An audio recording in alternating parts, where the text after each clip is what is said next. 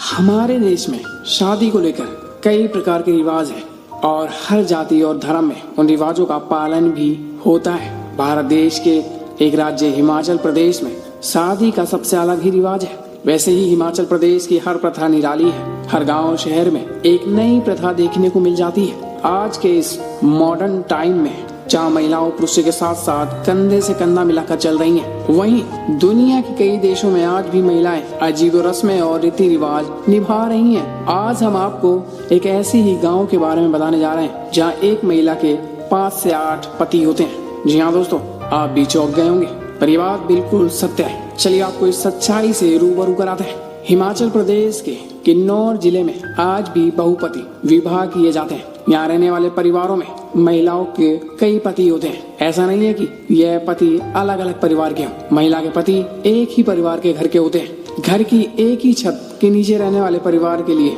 सभी भाई एक ही युक्ति से परंपरा के अनुसार शादी करते हैं और विवाहित जीवन जीते हैं। इस प्रथा को यहाँ की भाषा में घोटुल प्रथा कहते हैं। ऐसा कहा जाता है कि महाभारत काल के दौरान किन्नौर जिले में पांडवों ने सर्दियों के दौरान एक गुफा में पत्नी द्रौपदी और मां कुंती के साथ अज्ञातवास के कुछ समय बिताए थे।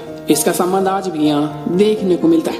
और सबसे खास बात तो यह है कि यहाँ पर अगर महिला के बहुपतियों में किसी एक की मौत भी हो जाती है तो उसे रोने नहीं दिया जाता। इसके अलावा उसे विधवा रीति रिवाज भी नहीं निभाना होता, क्योंकि उसके बाकी पति तो जिंदा होते हैं। उसे जिंदा पतियों के साथ सुखी रहना होता है और उसकी लंबी उम्र की कामना करनी होती है। वहीं बाकी उसके पति भी अपने भाई की मौत पर विलाप करते हैं। यह प्रथा किसी एक जिले में नहीं बल्कि हिमाचल प्रदेश, उत्तराखंड, अरुणाचल प्रदेश के कई जिलों में निभाई जाती है। और आपकी जानकारी के लिए बता दें कि शादी के बाद का विवाहित जीवन एक टोपी पर निर्भर करता है। जी हाँ दोस्तों, अब आप भी यही सोच रहे होंगे कि एक टोपी का इसमें क्या रोल होता है। तो आपको बता दें, इस प्रथा में टोपी का बहुत बड़ा रोल होता है। मान लीजिए कि जैसे किसी परिवार में 5 भाई हैं और सभी का विवाह एक ही महिला से किया गया है। शादी के बाद अगर कोई भी भाई अपनी पत्नी के साथ कमरे में है तो वह कमरे के दरवाजे बंद कर अपनी टोपी बाहर रख देता है। भाइयों में मान मर्यादा कितनी रहती है कि जब तक टोपी कमरे के दरवाजे पर रखी है कोई भी दूसरा भाई अंदर नहीं घुसता। तो अब आपको समझ में आ गया होगा कि टोपी की कितनी महत्वपूर्ण भूमिका है। अब प्रश्न यही उठता है, ऐसा किया क्यों जाता है। माना जाता है कि पांडव ही ऐसे भाई थे जिन्होंने मिलकर एक महिला से शादी की थी। इसके बाद ऐसा कहीं और सुनने को नहीं मिला। लेकिन किन्नौर जिला ऐसा है जिसने इस प्रथा को आज भी संभाल कर रखा है।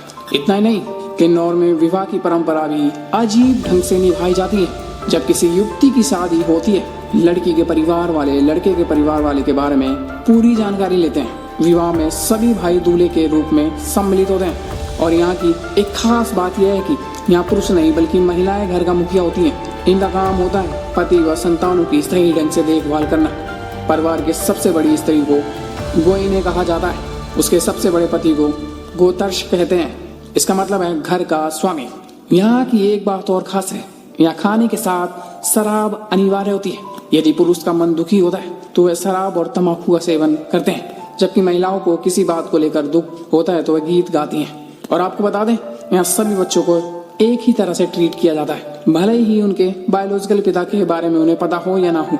सभी बच्चे सभी भाइयों को अपने पिता की तरह देखते हैं। कुछ परिवारों में पिता कहकर सिर्फ सबसे बड़े बेटे को संबोधित किया जाता है और अन्य बेटों को नहीं। चलिए, ये सब तो ठीक था।